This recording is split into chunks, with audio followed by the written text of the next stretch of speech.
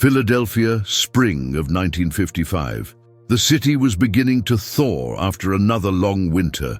The sidewalks slick with yesterday's rain, the brick walls still stained from coal smoke. The rhythm of post-war life pulsing through the streets like a slow, uncertain heartbeat trying to relearn its timing. The old train station downtown, with its steel beams and marble floors, was alive with movement. Men in fedoras hauling suitcases, women holding onto children's hands, servicemen returning from bases, and old porters calling out car numbers and destinations. Chicago, St. Louis, Baltimore, names that echoed under the iron ceiling like promises or memories. Among the motion and the noise, just off track 4, near a column worn smooth by decades of passing hands, stood a man who didn't move like the rest. He was older, not quite elderly, but no longer young, wearing a wool coat that had seen better days, a brown flat cap pulled low, and eyes that seemed both present and far away. His name was Edward Thompson, though most didn't know it. Around the station, he was simply called the Flower Man.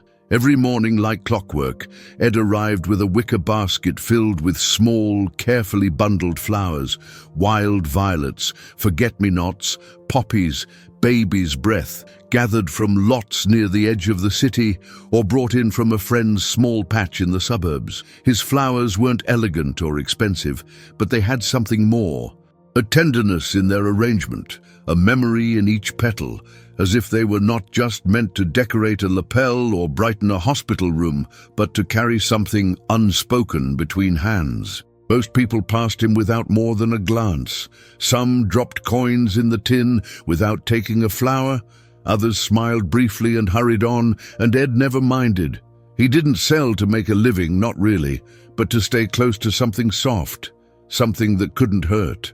He lived alone in a narrow apartment above a bookstore on Pine Street, filled with silence and old newspapers, a place where time moved slowly, if it moved at all. But there was one thing he couldn't hide. Every time a train pulled into the station, especially the older steam engines still in service then, with their long, mournful whistles slicing through the cavernous space like a knife through cloth, his body responded before he could stop it. A slight flinch, the tightening of his jaw, the tremble in his hand as he adjusted a bouquet.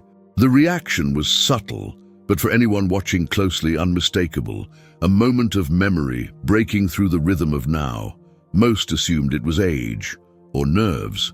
Some guessed at old injuries, maybe a bad back, maybe arthritis. No one asked, and Ed never told. Because how do you explain that a train whistle doesn't just remind you of war? It is the war, still happening in the nervous system, still echoing in the places your voice doesn't reach. And then, one day, just as the early afternoon sun filtered through the station windows and painted gold stripes across the floor, a little girl with braids and a pencil tucked behind one ear stopped at his table. She didn't say anything at first. She just watched him as a train approached. The whistle blew, sharp, long, haunting, and she saw it, the tremble. The way his whole body froze for a second, like he'd forgotten where he was. And then she asked, in a voice so simple, so clean of judgment it pierced through everything, "Mister, why do you shake when the train whistles?" It was not a challenge, not pity, just a question, offered the way children offer truth, gently, fearlessly, like holding out a dandelion in the wind. And in that moment, everything shifted.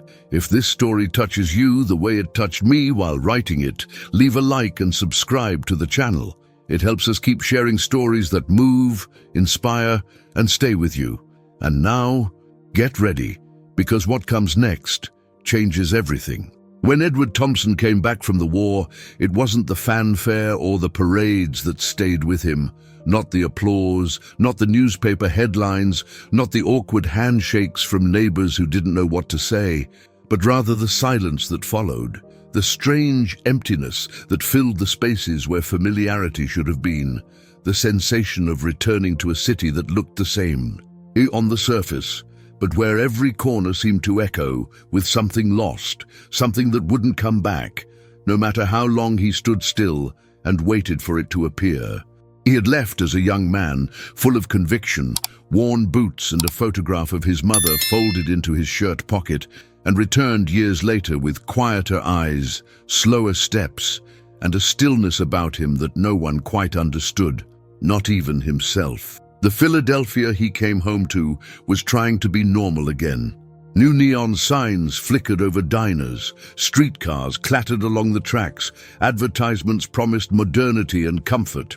But under all that noise was a hum, a kind of national amnesia, a desperate hope that forgetting might be the only way to survive what had just happened. Ed didn't speak much of where he had been. Not to his family, not to the neighbors who sometimes asked what it had been like over there, not even to the other veterans at the VFW hall, where the jukebox played songs from before the war and the beer tasted like apology. He rented a room above a second-hand bookstore owned by a widow who liked her tenants quiet and paid in cash, and he kept to himself. Days passed slowly. Mornings were for walking, afternoons for sitting, and in the evenings he listened to the radio until the voices blurred into static. The first time he sold a flower, it wasn't intentional. He had picked a handful of wild daisies on his way back from Fairmount Park. No real reason, just the sight of something so soft against the hardness of the city had pulled at him. And a woman outside the station, dressed in a nurse's uniform, asked if she could buy one. He tried to give it to her for free, but she insisted, pressed a quarter into his palm, and smiled. It stayed with him that moment, not because of the money, but because for the first time in years, he had offered something that wasn't a memory, wasn't a story he couldn't tell, but something real, alive, blooming. After that, he began collecting flowers intentionally. He would take the trolley to the edge of the city or walk long stretches of empty lots, looking for color, for signs of life, for anything that reminded him that beauty still insisted on growing, even from broken ground. He wrapped the stems with twine, laid them carefully in a basket lined with cloth, and took them to the station. Not because he needed the money, but because it gave him purpose, a routine, a reason to be present in a world that had long since blurred at the edges. He chose the station for its motion, for the people always arriving and departing, for the noise that drowned out thought. But mostly because it allowed him to be surrounded by strangers who didn't expect anything from him. They passed him by, offered coins without words, took flowers for wives or mothers or someone waiting at the other end of the tracks. He never asked their names. They never asked his, and that suited him, except, of course, for the whistles. Every time a train pulled in, every time the high, sharp whistle tore through the air and bounced off the marble walls of the concourse, his body reacted before his mind could stop it. Shoulders clenched, breath caught, hands trembled. It wasn't fear exactly. It was more like memory finding its way through the skin. Because for Ed, that sound, the train whistle, wasn't just part of the station, wasn't just transportation or nostalgia. It was a ghost. It was France, 1944. It was barbed wire and boots in the mud. It was smoke that didn't smell like coal, and orders shouted in languages he didn't want to remember.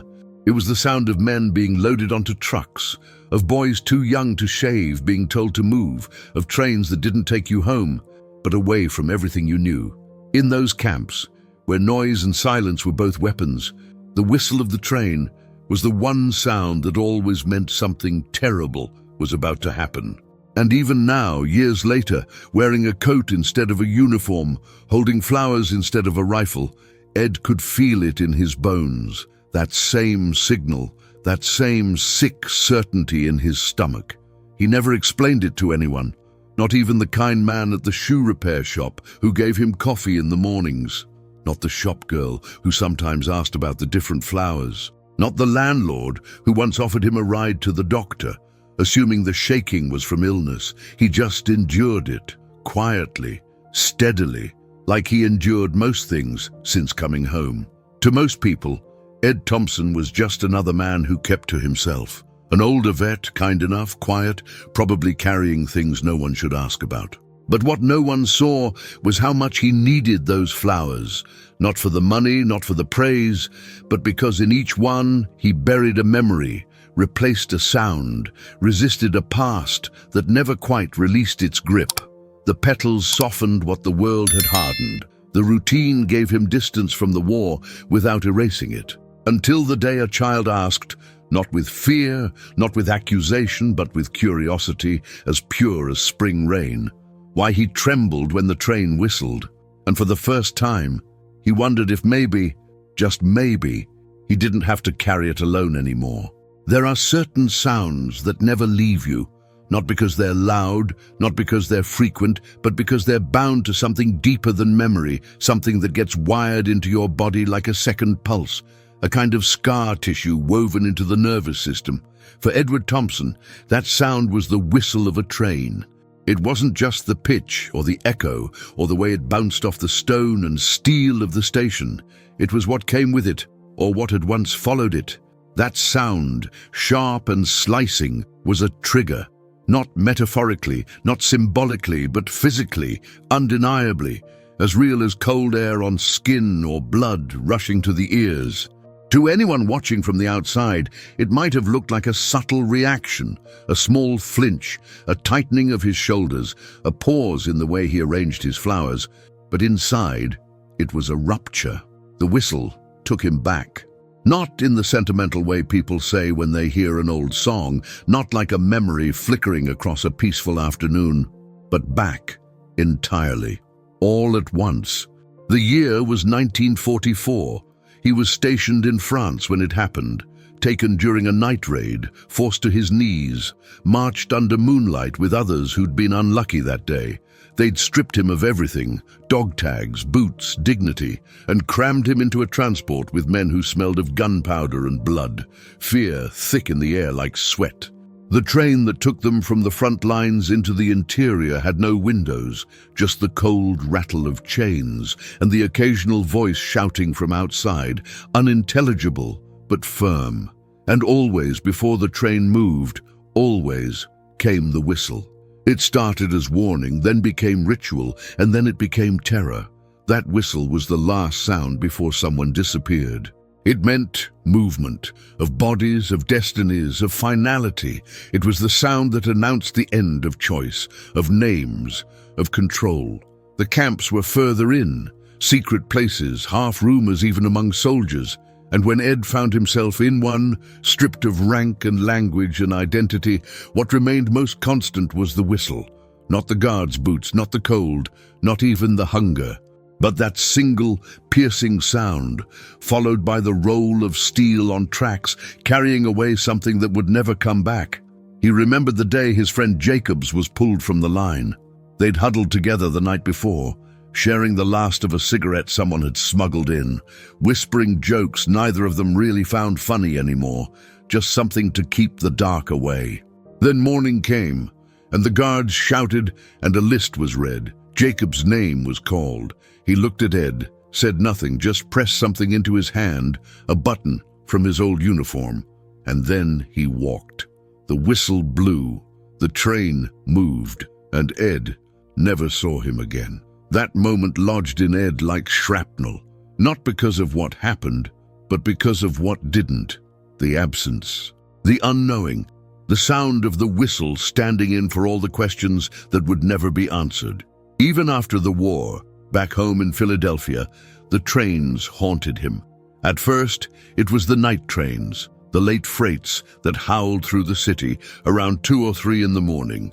Then it was the commuter rails, the ones he couldn't avoid if he wanted to get anywhere. And then it became the station itself, the same place where he now sold flowers.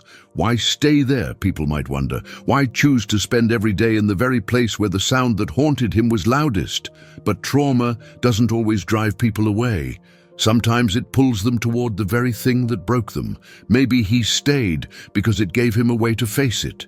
Maybe he thought if he could hear the whistle enough times without falling apart, he'd win something back. Maybe he didn't know where else to go. Or maybe, though he never would have admitted it, some part of him wanted someone to notice. Not to fix him, not to rescue him, just to see him. For decades, no one did. He learned to time his breaths, learned to hide the tremor in his hands, learned how to look down and still seem composed, until the girl asked, until her voice, that child's voice, simple, unguarded, direct, cut through all the layers he'd built and named the thing no one else had dared to. She hadn't meant to open anything, but she had. That night Ed didn't sleep, not because of the nightmares, those came often enough, but because he kept hearing her question. Not the whistle, the question. Why do you tremble? And for the first time he wondered what might happen if he answered. In a shoebox, beneath a faded wool blanket, under the bed where Edward Thompson slept every night, surrounded by the gentle hum of the city and the creaks of an old building that had survived 2 world wars and still leaned slightly in winter, there was a letter, old, yellowed at the edges, the ink slightly smudged from the day it was folded, a letter he had written but never mailed, sealed but ever delivered, addressed to a woman named Margaret Ellis, and written in a time when he still believed that something good might survive the war alongside him. Margaret was not just a memory to Ed, she was the promise of a life that might have been. They had met in 1942, when he was stationed near Washington before his deployment. She worked at a local clinic, not as a nurse, but as a volunteer who served coffee and cleaned instruments and occasionally read to soldiers waiting for treatment. She had red hair always tied back with a handkerchief, a voice like a jazz melody, and the kind of laugh that didn't need an audience to sound sincere. They weren't lovers in the dramatic sense. They didn't write poetry or carve initials into trees. They had only a few months, evenings spent walking along the Potomac, quiet conversations in diners over black coffee and shared apple pie, letters exchanged between training assignments. But in those small moments, something real grew, not rushed, not theatrical, but deep. When he was shipped out, they didn't make promises they couldn't keep. But there was a sense, unspoken but understood, that if he returned, she would be waiting. And so, in 1944, after a week in captivity and the realization that everything he once knew might vanish before he ever saw it again, he wrote the letter with shaking hands, with a pencil nearly worn to a nub, on the back of a German army form he had torn from a wall. He wrote to tell her he was alive, that he had not given up, that he still carried her voice in his memory when nights grew long, and that if he survived, if he returned, he would come to her with flowers in hand, ready to build something from the ruins. But he never sent it. By the time he was liberated, weeks had blurred into seasons. When he finally made it back to the States, Philadelphia felt more foreign than the European towns he'd marched through. He had nothing but what was in his pockets. The war had stripped him down to his bones, and along with everything else, it had taken his confidence to reach out. He searched for Margaret briefly, asked a clerk at the VA hospital if she still volunteered, called an old number that no longer worked. Then one day he folded the letter, placed it in a small envelope and tucked it into the shoebox, where it remained for more than a decade. Not because he forgot, but because remembering became the only way to keep her close. The letter became a ritual. Once a year, on the same Sunday in April, he would take it out, unfold it, run his fingers over the paper, and sometimes whisper her name. Not to call her back, but to remind himself that he once had something beautiful, that there had been a part of him capable of hope. And then he would place it back in the box and return to his routine, to the flowers, to the station, to the silence. But everything began to change after the little girl asked her question. Something in him loosened, not all at once, not in a dramatic revelation, but slowly, like a knot unraveling with each breath. He began to wonder what it would mean to be known again, not just seen. And for the first time in years, he opened the letter not on a Sunday in April, but on a Wednesday night in June, after the sun had set, after the station had emptied, after the city had quieted enough for him to hear his own breathing. He read it aloud, sitting on the edge of his bed, like someone giving a eulogy, or perhaps like someone calling across time. The words came slowly, as if he were meeting them again for the first time, and when he was done, he didn't fold it. He left it open on the table, and that's how it remained for days. What he didn't know, what he couldn't have known, was that the little girl's grandmother, a retired librarian named Mrs. Connolly, who visited the station each week to pick up her granddaughter, had once known a woman named Margaret Ellis. They'd volunteered together at a hospital during the war. She hadn't seen Margaret in years, but she remembered the name, remembered the story, the soldier who never returned, the letter that never came. She asked Ed gently one morning as she bought a bouquet of lilacs if the name meant anything to him. His hands froze. He looked at her, and for the first time, he said yes. A week later, Mrs. Connolly came back. This time, she wasn't alone. She didn't look the same. Of course she didn't. It had been more than a decade, and time moves differently on people than it does in memories. But when Edward Thompson saw Margaret Ellis walk through the glass doors of the station, escorted gently by Mrs.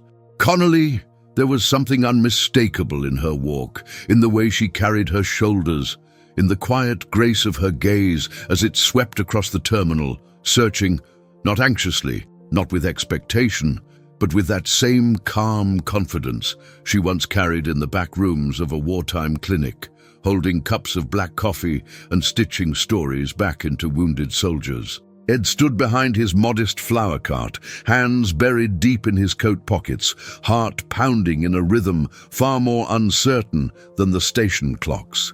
He had imagined this moment, sometimes in dreams, sometimes in those quiet, late hours between sleep and waking.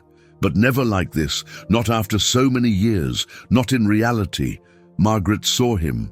She didn't rush. She didn't cry out his name or run into his arms. She simply paused, a breath, a heartbeat, and then walked to him as if she had always known he would be standing there, as if the years between them had never been filled with silence, but only with waiting. When she stopped in front of him, neither of them spoke right away. Words would have felt like an interruption, too fragile for the weight of what hung between them. Instead, they looked, really looked, and what they saw wasn't just age, or lines on the face, or grey in the hair. They saw what had remained, the quiet steadiness in his eyes, the kindness still alive in hers. Finally, Ed reached into his coat and pulled out the letter. Not a copy, not a rewritten version, but the letter, creased, faded, the paper thin and trembling like a leaf in autumn. He placed it in her hand without speaking.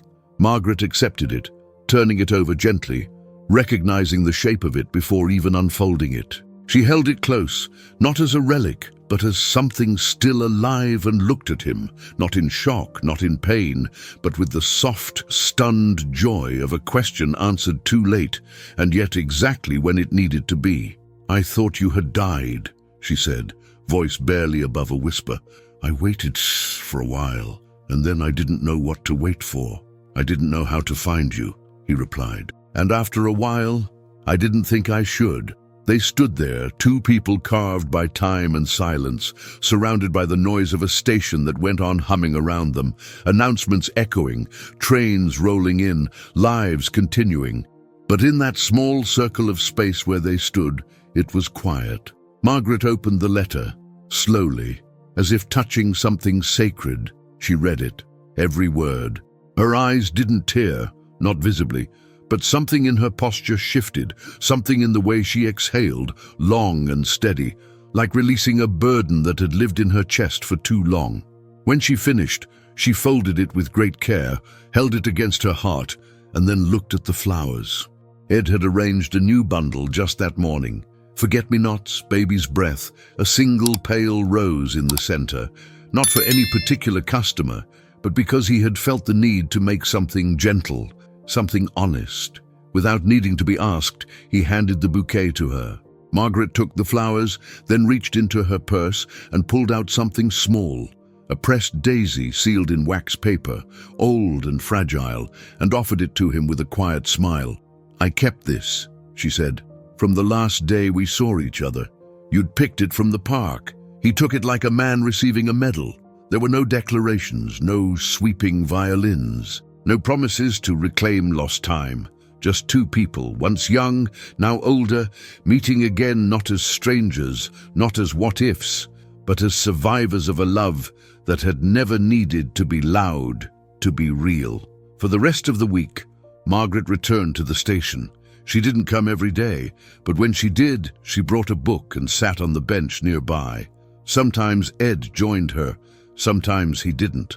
They didn't need to talk about everything. Some things were too old for words. Some connections didn't require explanation. They shared silence like it was conversation. A nod, a glance, a warm cup of tea offered with no need to explain the gesture. And though their hands no longer fit together like they might have once, there was still a comfort in their proximity, a trust in knowing the other was near. The little girl came back too. She passed them, waved, and though she didn't know what she had started, Ed never forgot that it had been her voice, her simple question, that had opened the door to this second blooming. Sometimes healing doesn't arrive with fanfare. Sometimes it comes with flowers. The trains still came and went, still filled the air with whistles and wheels and voices echoing through the vast marble space. But for Edward Thompson, the sound no longer held him hostage. It still stirred something in him, a flicker, a pulse, but no longer dragged him backward. Now it simply passed through him, like wind through an open door.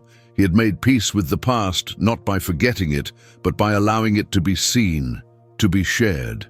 And in doing so, he had returned to something he thought was lost forever: presence.